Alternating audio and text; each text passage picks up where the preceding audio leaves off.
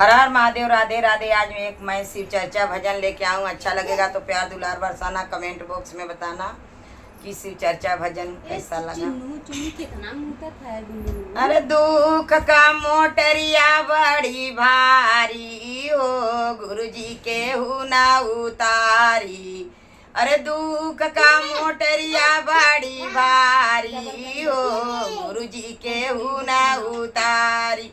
केहू ना उतारी भोला, केहू ना उतारी, केहू ना उतारी भोला, केहू ना उतारी।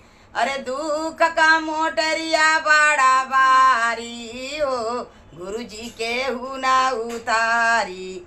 दुख का मोटरिया बड़ा भारी हो, भोला केहू ना उतारी।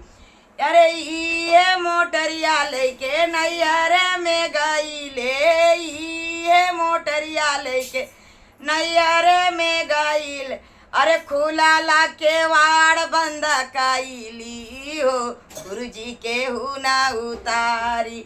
खुला ला के वाड़ बंद कैली हो, गुरुजी के हुना उतारी।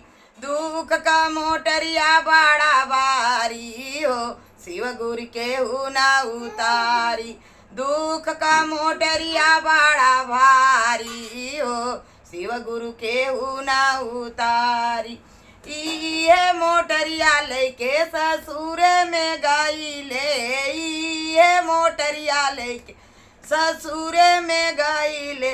अरे सासू मोरा कायली बजनिया हो, गुरुजी के हुना उतारी।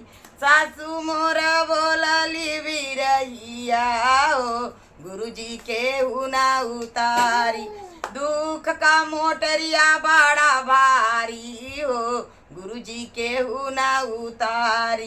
केहू ना उतारी शिव गुरु केहू ना उतारी, केहू ना उतारी भोला केहू ना उतारी। अरे दुख का